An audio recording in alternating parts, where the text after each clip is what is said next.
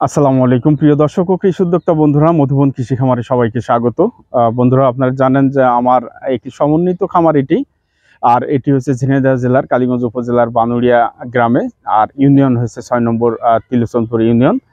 তো আমি আজকে এখানে দাঁড়িয়ে অবশ্য আপনাদের ড্রাগন সম্পর্কে কিছু কথা বলতে চাই, কারণ ড্রাগনের বিভিন্ন জাত নিয়ে আমি কাজ করেছিলাম। সেই জাতগুলোর কি অবস্থা সেটি নিয়ে আজকে আপনাদের ডিটেল বলতে চাই।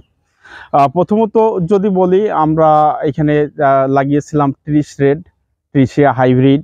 তো 30 রেড এবং ট্রিশিয়া হাইব্রিড দুইটারই ফুল একই ধরনের, জানি না জাত দুটো একই কিনা। এই দুটোই হচ্ছে অস্ট্রেলিয়ান ভ্যারাইটি। তো দুটি পরাগায়ন করানো লাগে, এবং এই দুটি জাতি যেহেতু পরাগায়ন করানো লাগে, সেহেতু এটি বাণিজ্যিক জাত হিসেবে বাংলাদেশে চাষ করা খুব কষ্টকর। তারপরেও যদি এটা আহামরি কোনো টেস্টের ফল হতো, তাহলে এটা হয়তো কষ্ট করেও পরাগায়ন করিয়ে লাভ ছিল।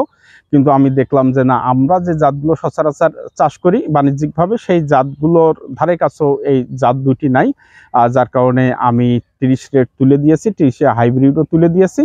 শুধু 30 হাইব্রিডের একটা দুইটা গাছ হয়তো রেখে দিয়েছি। এরপরে আরও লাগিয়েছিলাম অ্যাস্টেকজেম, অস্ট্রেলিয়ান ভ্যারাইটি।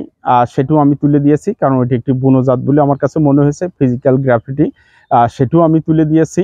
আমার এখানে ছিল গডজিলা, গডজিলা এটাও তুলে দিয়েছি, কারণ এগুলো সবই হচ্ছে স্বপরাগায়িত জাত না, যার কারণে আমি তুলে দিয়েছি। তারপরেও গডজিলা যে স্বাদের ফল তাও না, ওটা আবার সিড আবার নোটিসেবল, যার কারণে সেটাও আমি তুলে দিয়েছি।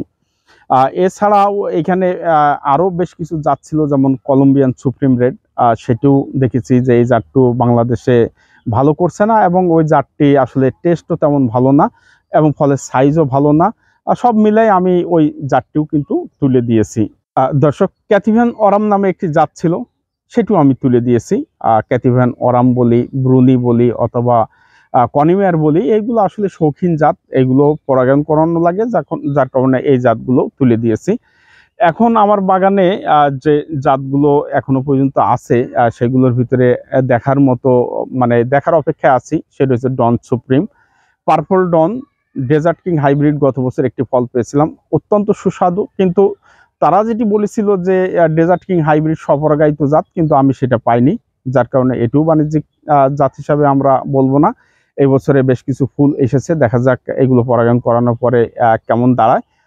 ডন সুপ্রিম আছে, তারপরে ভিয়েতনামি সুইট হোয়াইট আছে, এগুলো দেখার বিষয়। লেমনেড আছে, লেমনেডটাও দেখবো। এটি সবরাগায়িত জাত আমি জেনেছি, তো এটি দেখি কেমন রেজাল্ট দেয়। আমেরিকান বিউটি আছে, আমেরিকান বিউটি এই বছর ফল আসবে আশা করছি, এটিও বলা যাবে আসলে কেমন।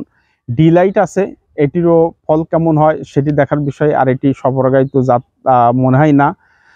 এরপরে আরও বেশ কিছু জাত আছে, তার ভিতরে একটি হোয়াইট আছে, এটা মুরাদ ভাইয়ের কাছ থেকে আনা। এটা অবশ্য অনেক সুন্দর, পরাগায়ন করলে ফলের সাইজটা বড় হয়।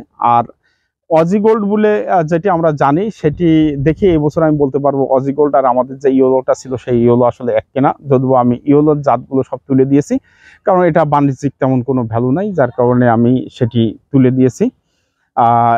এরপরে যদি বলতে হয় আরও যেগুলো নিয়ে কাজ করছি, সেটা হচ্ছে ভিয়েতনামি সুইট হোয়াইটের কথা বললাম। এটি দেখা যাক যে এটি আসলে হোয়াইটটা একটু গত বছর বেশ পছন্দ ধরেছিল, এই বছর আমার তেমন কোনো পছন্দ ধরে নাই, যার কারণে হোয়াইট নিয়ে যদি মিষ্টতা বেশি হয় তাহলে হোয়াইট নিয়ে কাজ করার ইচ্ছা আছে। বেশ কিছু জাত নিয়ে আসলে কাজ করে দেখলাম যে অস্ট্রেলিয়ান ভ্যারাইটিগুলো খুব একটা ভালো রেজাল্ট বাংলাদেশে হয়নি, অন্তত আমি পাইনি। যার কারণে এই জাতগুলো নিয়ে আর কাজ করার ইচ্ছা না। আপনারা দেখতে পাচ্ছেন যে এই জায়গাটা ফাঁকা হয়ে আছে, এখানেই ছিল, এগুলো তুলে দিয়েছি। তো আমরা যে জাতটি নিয়ে বাণিজ্যিকভাবে কাজ করি, সেই জাতগুলো অ্যাকচুয়ালি যথেষ্ট ভালো ফলন আসছে। আরেকটা কথা বলে রাখি, সেটা হচ্ছে মরক্কন রেডটা, এটা আসলে মনে হচ্ছে যে ভালো মরক্কন রেডটা। আর আমাদের যে জাতগুলো আছে অনেকটা কাছাকাছি, যথেষ্ট ভালো বলে মনে হয়েছে। তো এই বছরে আমি যদি আপনাদের দেখাই, কিছু ফুল অলরেডি আসা শুরু হয়েছে, কিছু না বেশ ভালোই ফুল আসা শুরু হয়েছে, সিজনে শুরু হয়েছে। তো আমরা একটু ফুলগুলো দেখাতে পারি কিনা, একটু ক্যামেরাটার সামনে নিয়ে এসে এখানে একটু ফুলগুলো দেখাই। এই যে ফুল আসা শুরু হয়েছে, আপনারা দেখুন, দেখা যাচ্ছে তাই না ফুলগুলো, এই যে ফুল আসা শুরু হয়েছে। তো আমাদের এই জাতগুলো সুবিধা হয়েছে যে আমরা 7-8 মাসে কিন্তু এই জাতগুলোতে ফুল পাই। তো আরেকটা জাতের কথা বলি, সেটা হচ্ছে পারপুসি, যেটা তো আজ পর্যন্ত 3 বছর হয়ে গেল, এখনো পর্যন্ত এই বছরে ফুল আসে কিনা দেখবো। ওটা অস্ট্রেলিয়ান জাত, ওটা তো কোনো ফলাফল পাওয়া যায়নি।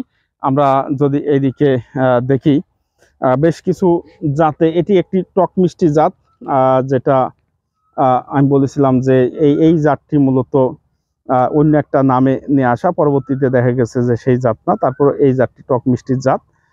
এই জাতটিতে মোটামুটি ভালো ফলন হয় এবং পরাগায়ন করলে যথেষ্ট ভালো সেট হয় এবং ফলের সাইজটাও সুন্দর হয়। তো সব মিলিয়ে ড্রাগনের বিভিন্ন জাত নিয়ে কাজ করার অভিজ্ঞতা আমার তিক্ত, খুব বেশি ভালো অভিজ্ঞতা হয়নি এই বছরে। যদি যে জাতগুলোর কথা বললাম ওই জাতগুলোই যদি ভালো কিছু হয় তাহলে যে ভালো কিছু হবে, আর নচেত আমি বলবো যে আমাদের যে জাতগুলো নিয়ে আমরা কাজ করছি এই জাতগুলোই অনেক ভালো বলে মনে হচ্ছে। অনেকেই বলছেন যে মহারাষ্ট্রের যে জাম্বো রেড সেটা অনেক ভালো, সেটাও আমার কাছে, আমি দেখেছি এর আগেও একটি বাগানে, আমাদের এই জাতের কাছে যে খুব একটা বেশি ভালো কিছু মনে হয়নি। মহারাষ্ট্র বাদেও আরও একটি জায়গা জাম্বো রেড আছে, সেটাও আমার বাগানে আছে, দেখা যাবে এবছরে ফল পাওয়া যাবে, সেটারও রেজাল্ট কেমন হয় সেটা বলতে পারবো। অনেকে বিভিন্ন জাত নিয়ে কাজ করছেন, কিন্তু বাংলাদেশের রেজাল্টটা যে কেমন হয়েছে বা কেমন হচ্ছে সেটা এই বছরে হয়তো অনেকেই বলতে পারবেন। মিজওয়া লং 1, 2 এগুলোর রেজাল্ট কেমন। আমার হানি 100 আছে, হানি 100-এর রেজাল্টটা এই বছর পাওয়া যাবে কিনা বলতে পারছি না, তারপর দেখি পাওয়া যায় কিনা। সিএফএ রেড যেটি অস্ট্রেলিয়ান একটি বাণিজ্যিক ভ্যারাইটি, সেটি এবছর আমার ফল আসা উচিত, দেখা যাক সিএফএ রেডটা কেমন হয়। তো সব মিলিয়ে এবছরে কিছু জাতের রেজাল্ট হয়তো আপনাদের দিতে পারবো।